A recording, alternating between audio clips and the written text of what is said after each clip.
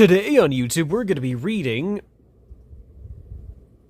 Chapter 7, in which Tigger is unbounced. One day, Rabbit and Piglet were sitting outside Pooh's front door listening to Rabbit, and Pooh was sitting with them. It was a drowsy summer afternoon, and the forest was full of gentle sounds, which all seemed to be saying to Pooh, "Don't listen to Rabbit, listen to me." So he got into a comfortable position for not listen to Rabbit, and from time to time he opened his eyes to say, "Ah," and then closed them again to say, "True." And from time to time Rabbit said, "You see what I mean, Piglet?"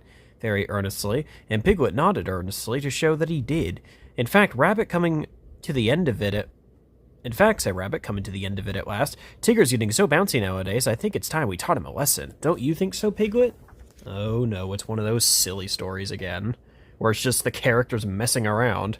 Anyway, Piglet said that Tigger was very bouncy, and that if they could think of a way of unbouncing him, it would be a very good idea. "Just what I feel," said Rabbit. "What do you say, Pooh?" Pooh opened his eyes with a jerk, and said, "Extremely. Extremely what?"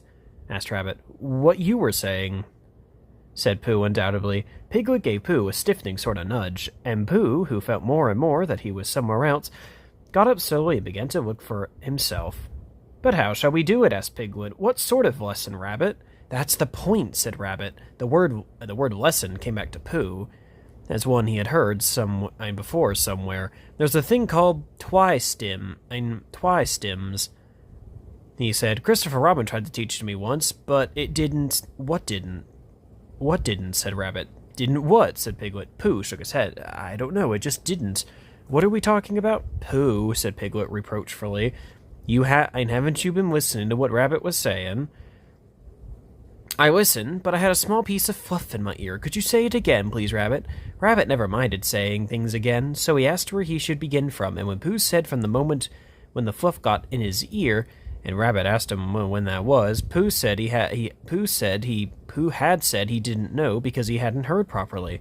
Piglet settled it all by saying that what they were trying to do was they were just trying to think of a way to get the bounces out of Tigger, because however much you liked them, you couldn't deny it. He did bounce. "Oh, I see," said Pooh. "There's too much of him," said Rabbit. "That's what it comes to." Pooh tried to think, and all he could think was of something which didn't help at all, so he hummed it very quietly to himself. "What was Pooh saying?" asked Rabbit. "Any good?" "No," said Pooh soundly. "No good." "Well, I've got an idea," said Rabbit. "Then here it is. We take Tigger for a long explore, somewhere where he's never been, and we lose him there, and the next morning we find him again, and mark my words, he'll be a different Tigger altogether." "Why?" said Pooh. "Because he'll be a humble Tigger. Because he'll be a sad Tigger. And because he'll be a humble Tigger. Because he'll be a sad Tigger. A melancholy Tigger. A small and sorry Tigger.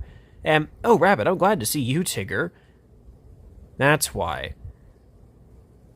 "Will he be glad to see me and Piglet, too?" "Of course. That's good," said Pooh. "I should hate him to go on being sad," said Piglet doubtfully. "Tiggers never go on being sad," explained Rabbit. "They just get over it with astonishing rapidity. I asked Owl just to make sure, and he said that's what they always get over it with. But if we can make Tigger feel small and sad for just 5 minutes, we shall have done a good deed." "Would Christopher Robin think so?" asked Piglet. "Yes," said Rabbit. "He'd say, 'You've done a good deed, Piglet. I would have done it myself, only I happened to be doing something else.'" "Thank you, Piglet," and Pooh, of course. Piglet felt very glad about this, and he saw at once that they were going to do to Tigger was a good thing to do, and as Pooh and Rabbit were doing it with him, it was a thing which even a very small animal could wake up in the morning and be comfortable about doing. So the only question was, where should they lose Tigger? "We'll take him to the North Pole," said Rabbit, because it was a very long explore finding it.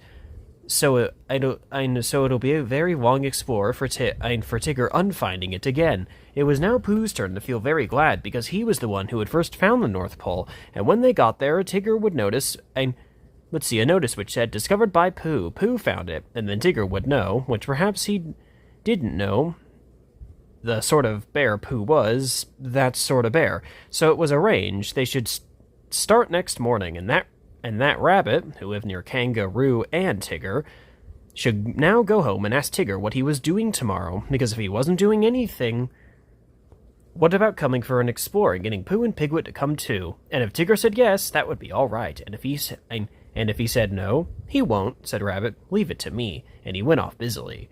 The next day was quite a different day. Instead of being hot and sunny, it was cold and misty.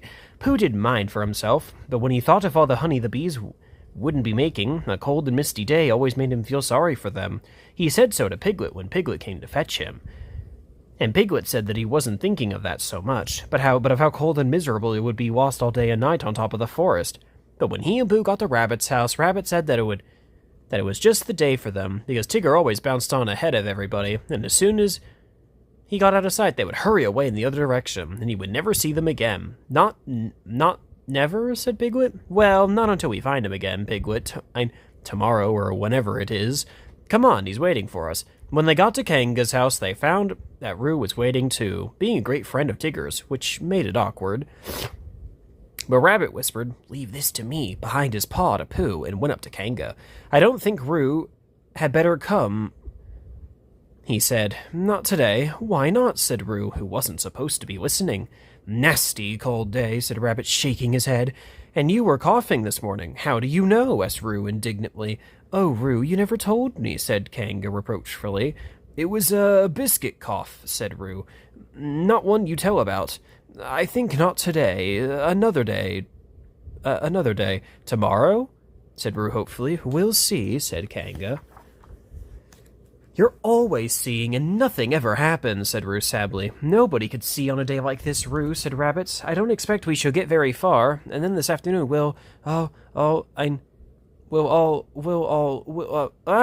Tigger, there you are. Come on, goodbye, Roo. This afternoon come on, Pooh, already. That's right, come on."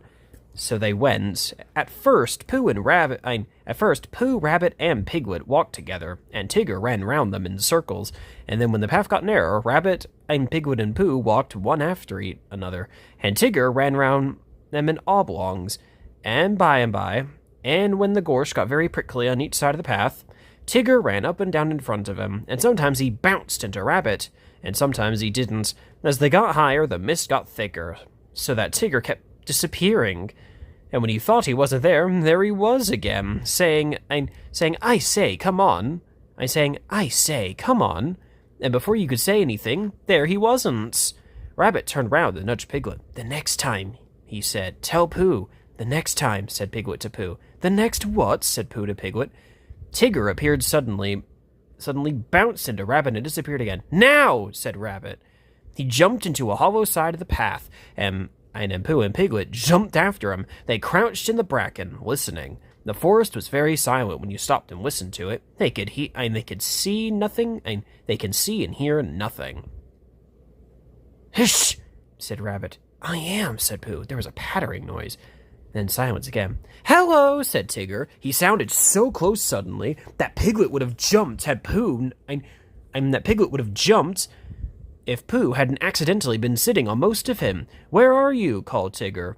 Rabbit nudged Pooh, and Pooh looked about for Piglet to nudge, but couldn't find him.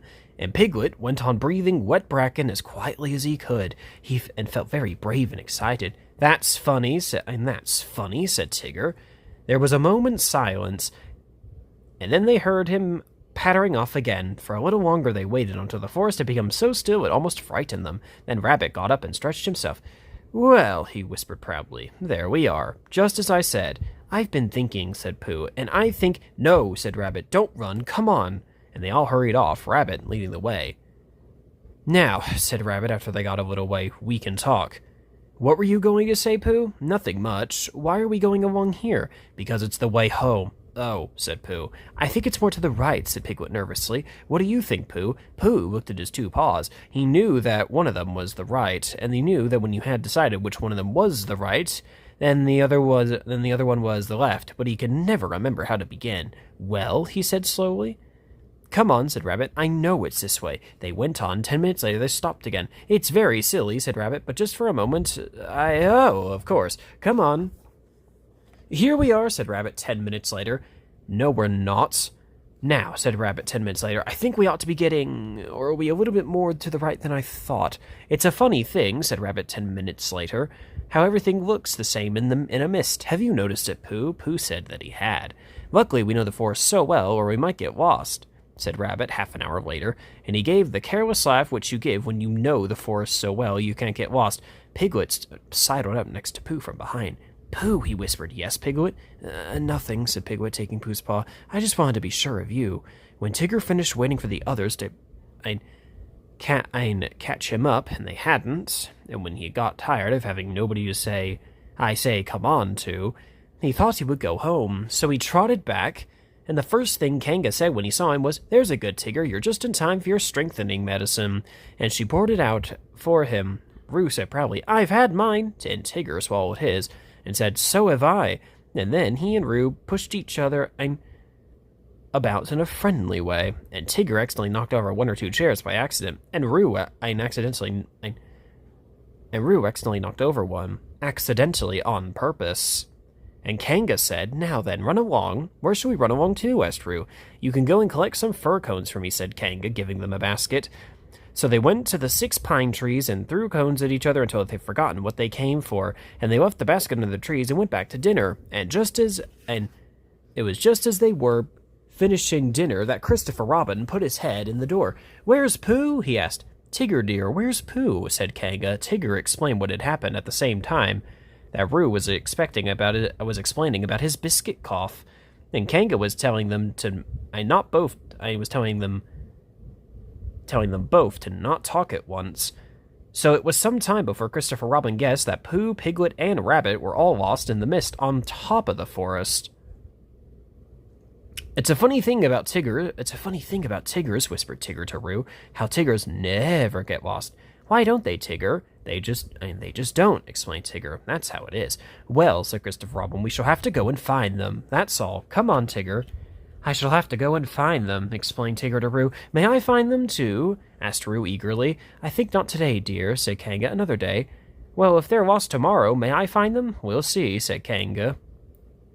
And Roo, who knew what that meant, went into a corner and practiced jumping out at himself, partly because he wanted to practice this, and partly because he didn't want Christopher Robin and Tigger to think he minded when they went off without him. The fact is, said Rabbit, we've missed our way somehow. They were having a rest in a small sandpit on top of the forest, and Pooh was getting rather tired of that sandpit and suspected it of following them about, because whichever direction they started him, they always ended up at it, and each time, as it came, though through the mist at them, Rabbit said triumphantly, Now I know where we are, and Pooh said sadly, So do I, and Piglet said nothing.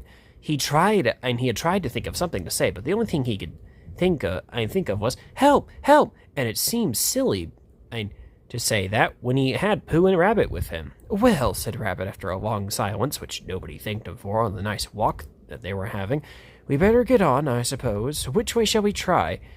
How would it be, said Pooh slowly, if, as soon as we're out of sight of this pit, we try to find it again? What's the good of that, said Rabbit. Well, said Pooh, we keep looking for home, and not finding it, so I thought if we looked for this pit, we'd be sure not to find it, which would be a good thing, because then we might find something that we weren't looking for, which might just be what we were looking for, really. I don't see much sense in that, said Rabbit. No, said Pooh humbly, there isn't, but there was going to be when I began it.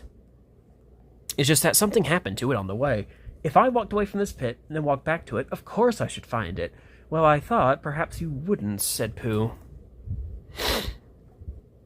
I just thought, try, said Piglet suddenly. We'll wait here for you. Rabbit gave a laugh to show how silly Piglet was and walked into the mist. After he'd gone 100 yards, he turned and walked back again, and after Pooh and Piglet waited 20 minutes for him, Pooh got up. I just thought, said Pooh. Now then, Piglet, let's go home. But Pooh, cried Piglet, all excited, do you know the way? No, said Pooh. But there are 12 pots of honey in my cupboard, and they've been calling for me for hours. I couldn't hear them properly before, because Rabbit would talk, if nobody says anything, except those 12 pots. I think, Piglet, Piglet, I shall know where they're calling from. Come on. They walked off together, for a long time Piglet said nothing as not to interrupt the pots, and then suddenly he made a squeaky noise, and an ooh noise, because now he began to know where he was, but he still didn't dare to say so out loud, in case he wasn't. And just when he was getting so sure of himself that it didn't matter whether the pots went on calling or not, there was a shout from in front of them, and out of the mist came Christopher Robin. Oh, there you are, Christopher Robin, carelessly, trying to pretend that he hadn't been anxious. Here we are, said Pooh. Where's Rabbit? I don't know, said Pooh. Oh well, I expect Tigger will find him. He's sort of looking for y'all. Well, said Pooh, I've got to go home for something, and so has Piglet, because we haven't found it yet, and I'll come and watch you, said Christopher Robin. So he went home with Pooh and watched him for quite a long time. And all the time he was watching, Tigger was tearing around the forest making loud yapping noises for Rabbit. And at last a very small and very sorry rabbit heard him. And the small and sorry rabbit rushed through the mist at the noise, and it suddenly turned into Tigger, a friendly Tigger, a grand Tigger, a large and helpful Tigger, a Tigger who bounced. If he bounced at all, in just the beautiful way a Tigger ought to bounce. Oh, Tigger, I am glad to see you, cried Rabbit.